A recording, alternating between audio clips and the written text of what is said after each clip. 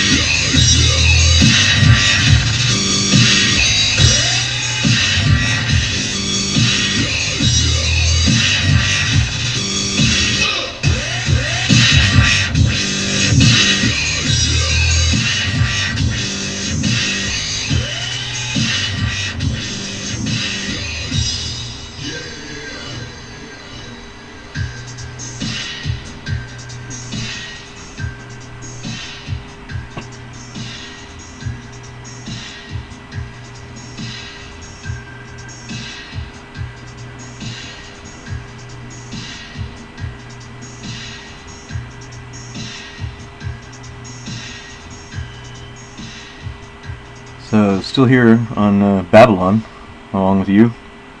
Also on Babylon, right? If you're anywhere else, please feel free to leave a comment and proof. I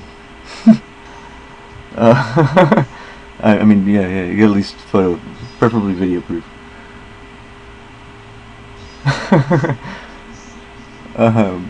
So yeah, anyway, today, amongst other topics I've been covering, I just find it worth noting that this, when you look up at the night sky, and I know we don't really see stars anymore. I think a third of them went dark or something like that. I think that was in Revelations, right?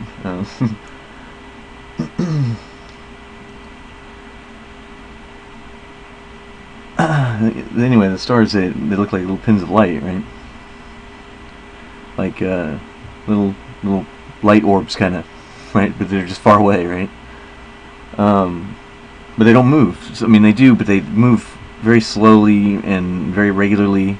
So if you look at it over a period of time, it makes sense because it's moving, you know, kind of circular or whatever. But if you were to see it move at night, during that one night, like actually visibly, like you could see it moving through the sky, you know, you tend to get your notice, right? Well, there's obviously a connection between how the ancients saw those stars, the real, you know, hydrogen thermonuclear fusion based, you know, gravity containment fusion reactor, basically, is what the fuck it is. Star is a gravity containment thermonuclear fusion reactor, okay? Gravity containment, okay? Gravity containment. So, as it's trying to blow itself apart with heat and pressure and all this shit, you got gravity pulling in on it. And it's enough gravity that it'll override the, or it'll reach an equilibrium. That's, yeah, I think that's actually what happens, because then otherwise it'd be changing size, obviously.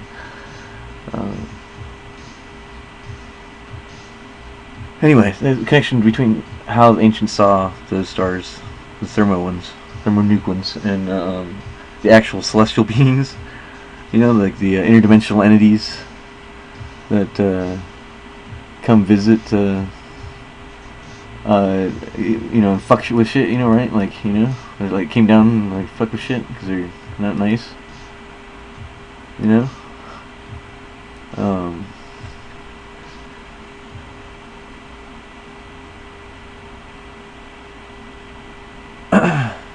I can hear them. I can hear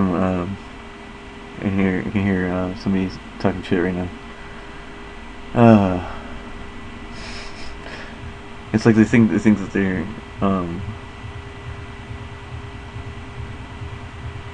I think that they're so above clever and yet and also above reproach. Like it's a horrible combination of characteristics. I mean, it's just self-defeating. Like, you know, very very much. But I'm sure we all appear to be self-defeating, right, to another person, right? Always. It's like, well, why don't you see it this way? Because you're always going to see things differently, slightly, than at least slightly, from someone else. And it's always going to be something different. You're never ever going to be completely overlapping. Usually it's totally different. It's always totally different. It's God. It's not gonna. It's part of the proof of God right there. I mean that makes up one a argument for an argument for the existence of God. Is it not? Like that he can make something and then make it every time he makes it. Every time a new one is made, comes through his creation, like it's unique. It's like different than all the other. Come on, are you serious? Like, come on, where you program that in exactly? Where do you program that in exactly? Where exactly do you program that in? You don't.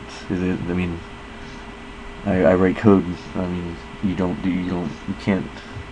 It has to be pre-coded somehow. Like, even if it's to like learn to do that itself, it still has to be taught how to do that first. Like, you know what I mean?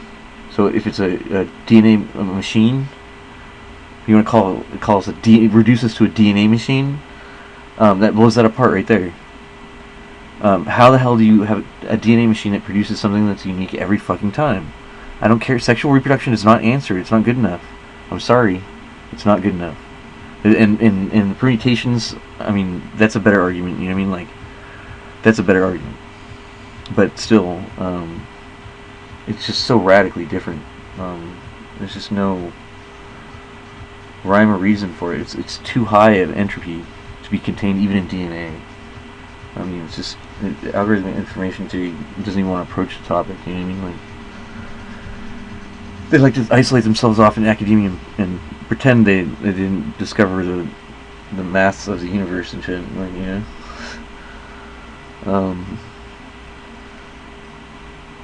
and it's too much to handle, I guess. To me, it was not neat. Like, I don't know. But yeah, so it's easy to understand why ancient humans would mistake celestial entities, spirit beings, whatever the fuck you want to call them, interdimensional entities, for why they would mistake them for stars, because they look like light orbs. They look like light orbs. They both look like light orbs. What the fuck? That would trip anybody out if you didn't have a goddamn telescope and shit with a crazy magnification on it and could look and see. Cut them some slack a little bit, but it ends up being us that fails to see the connection that they saw. So it's almost like they were more wise than we are. Well, how do we not see it? We think it's a fucking ball of lightning. That doesn't even make fucking sense. How's it staying together? It would need energy input, or it would decay into nothing. Into just decay into fucking disperse. It would disperse into the environment. Like, it would lose its form. Right? Like, an organized system needs energy input to stay organized. Like, only code doesn't, that I know of. There's a reverse problem in coding. It's too easy to build things. So it's easy to build crappy things. But the same limitations of the physical world, which is closer to how God does things, right? I think, in my opinion, it's the closest humans can get to doing what God does, like, in any way of mimicking it at all, like any joke of a sense, you know what I mean? Like a lot was gotta be like, oh, a nice try, nice try, kid, keep it up, or some shit like that. Like, it'd be like he's not impressed, like. Sees us very young, but it still loves us, like. Anyway, I think you get the point. stars of heaven and the stars of heavens, the heavens. Easy to confuse the two. If it's easy to confuse the two. Is that not even? I don't even hear that. I never heard that really, expressed like. Well, it's obvious to see why humans would mistake the stars of heaven for the stars of the heavens, because they're both light orbs and shit. Like, nobody says that. Gotta cut ancient humanity its little break, Anyway, I'm out.